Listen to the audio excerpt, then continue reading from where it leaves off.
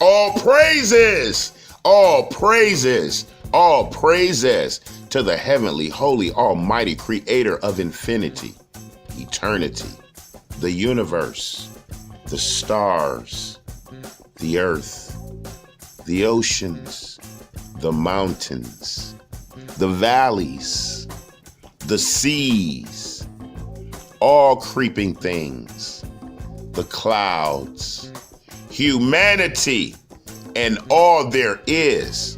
This is Revelations.Unveiled. Detroit. Happy Holy Sabbath, family.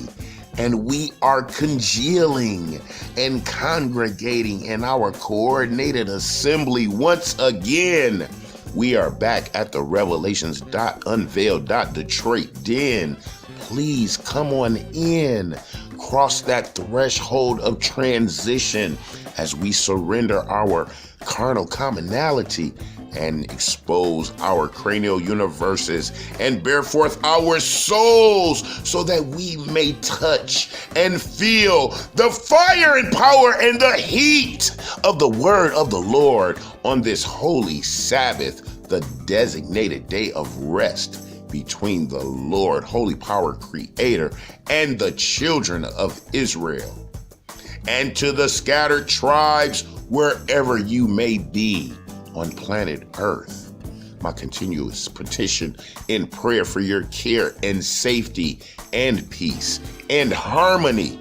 And to my brothers and sisters of the world, the pending Israelites who go by the names of the melanated and Moors, the original man and children of God, the sovereigns and sojourners, the copper-colored, the colored and people of colored, the aboriginals and indigenous, the natives, Negroes and niggas, the African Americans and blacks, the descendants of slaves, and those conquered and colonized. Oh yes, family, we are back together. We have extended our arms so that we can collect our hugs and our tight embraces and our stares into our fellow brothers and sisters' souls and their eyes, the centers of their beings. And we are ready to sit and nip and sip at the wonderful, harmonious, cosmic communications and informations of the Holy Father of all imagination, all praises. And we are back together again to dine on the divine, sublime word of the power so that we may increase our walk on the road of righteousness. And we are in the 17th week of the Sabbath Wisdom Series. All praises for the attendance and the duration and the commitment so that we may begin to be right, righteous, and ready for the return of the Holy King Messiah, the word of the power made flesh. All praises. And we will be continuing this evening with our history of the nation of the 12 tribes of Israel. And we will be immersing and submerging ourselves in the wonderful wisdoms and the precepts of perfection of Proverbs, as well as the soothing songs of the Psalms. All praises. And family, we are together. We love each other. This is peace. This is comfort. This is our safety. We are trying to be good, being good, doing good. And we shall begin at the Revelations.Unveiled. Detroit channel standards in the book of Malachi, chapter 3, verse 6. For I am the Lord, I change not. Therefore, you sons of Jacob are not consumed. Followed by our second eternal standard in the book of Hebrews, chapter 13, verse 8, in reference to the holy anointed Messiah, the wonderful, the Redeemer, the Savior, the King of Israel, whom the world refers to as Jesus Christ, the same yesterday and today and forever. And then we glide and slide by our holy brother prophet Isaiah in the 28th chapter, verses 9 through 11. Whom shall he teach knowledge? And whom shall he make to understand doctrine? Them that are weaned from the milk and drawn from the breasts. For precept must be upon precept, precept upon precept, line upon line, line upon line, here a little and there a little. For with stammering lips and another tongue will he speak to these people. Oh yes, and we are blessed as we continue to give honor and glory for the continuous grace of the existence and the gift of breath of life. And we petition the Holy Father, Creator, for his continuous grace, so that we may continue on this path of correction for our soul salvation, as we solicit the supreme verses of the word for our deliberation and consideration. All praises. And we shall continue with our review of the history of the 12 tribes of the nation of Israel. And we last week finished off in the 11th chapter of 2nd Chronicles, where we were reviewing the exploits of brother King Rehoboam, the son of King Solomon. And we will be continuing with his escapades and adventures as he is now in charge of the southern kingdom of Judah, which consists of the royal tribe of Judah and the priest tribe of Levi and the tribe of Benjamin, the Judeans, the Jews. And we began in the book of 2nd Chronicles, chapter 12, verse 1. And it came to pass, when Rehoboam had established the kingdom and had strengthened himself, he forsook the law of the Lord, and all Israel with him. And it came to pass in the 5th year of King Rehoboam, Shishak, king of Egypt, came up against Jerusalem, because they had transgressed against the Lord with 1,200 chariots, with 1,200 chariots and 70,000 horsemen.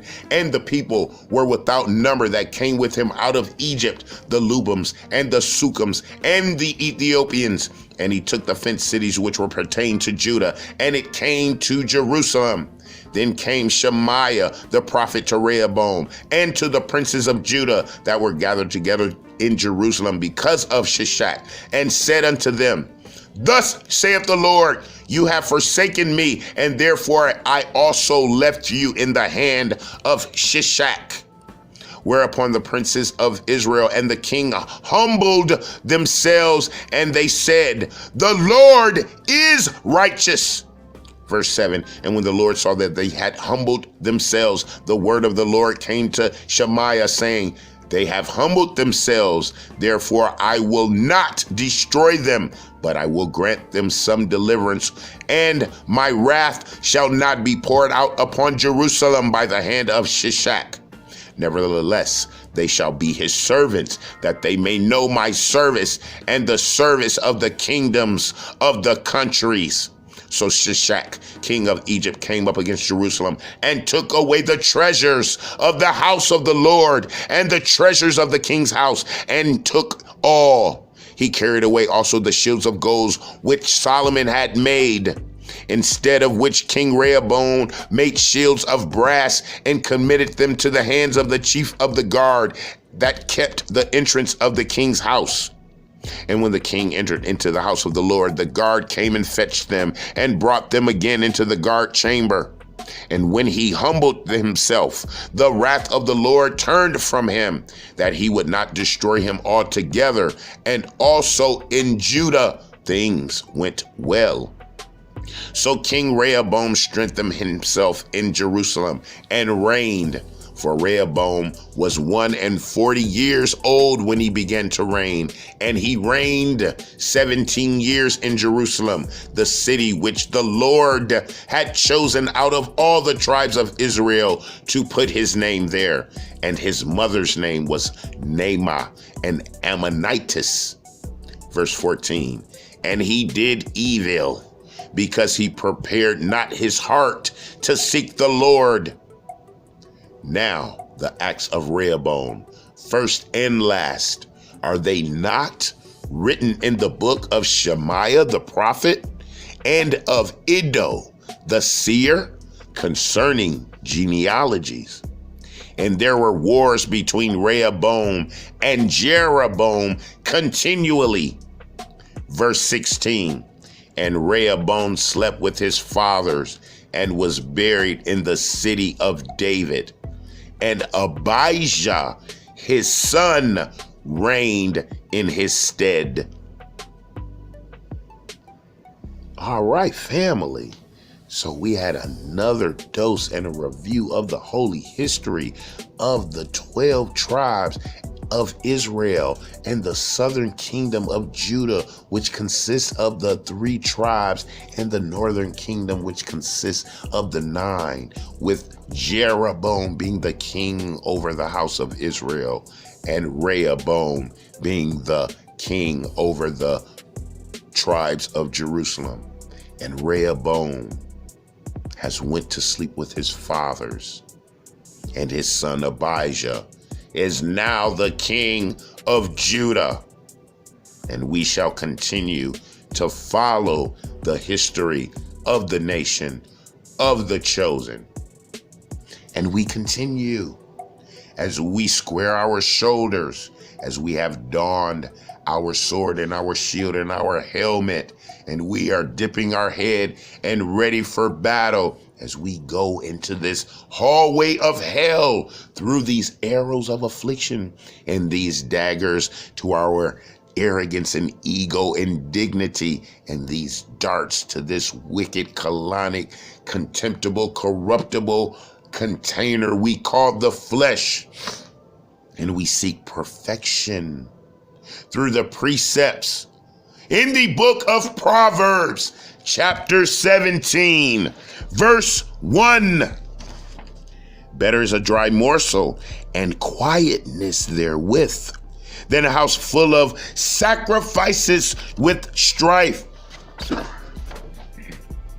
A wise servant shall have rule over a son that causes shame, and shall have part of the inheritance among the brethren.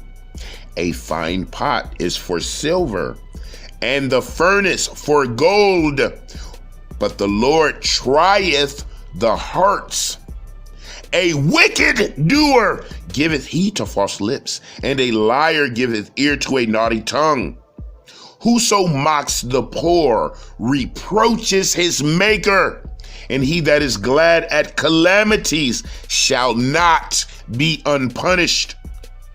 Children's children are the crown of an old man, and the glory of children are their fathers. Excellent speech becomes not a fool, much less do lying lips a prince. A gift is as precious stone in the eyes of him that has it. Whithersoever it turns, it prospers. Verse 9, he that covers a transgression seeks love, but he that repeats a matter separates very friends. A reproof entereth more into a wise man than 100 stripes into a fool. An evil man seeks only rebellion. Therefore a cruel messenger shall be sent against him. Let a bear robbed of her whelps meet a man rather than a fool in his folly. Whoso rewards evil for good, evil shall not depart from his house. Verse 14, the beginning of strife is as when one lets out water. Therefore leave off contention before it be meddled with. He that justifies the wicked and he that condemns the just, even they both are an abomination to the Lord. Wherefore is there a price in the hand of a fool to get wisdom, seeing he has no heart to it? A friend loves at all times, and a brother is born for adversity. A man void of understanding strikes hands and becomes surety in the presence of his friend. He loves transgression that loves strife, and he that exalts his gates seeks destruction. He that has a froward, hateful heart finds no good, and he that has a perverse tongue falls into mischief. Verse 21, he that begets a fool does it to his sorrow, and the father of a fool has no joy. A merry heart does good like medicine, but a broken spirit dries the bones. A wicked man takes a gift out of the bosom to pervert the ways of judgment. Wisdom is before him that has understanding, but the eyes of a fool are in the ends of the earth. A foolish son is a grief to his father, and bitterness to her that bare him. Also to punish the just is not good, nor to strike princes for equity. He that has knowledge spares his words, and a man of understanding is of an excellent spirit. Verse 28, even a fool, when he holds his peace, is counted wise, and he that shuts his lips is a esteemed man of understanding.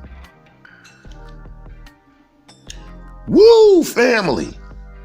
That was 28 daggers and javelins right to that place of the pineal. And it has pierced all the way to the pituitary.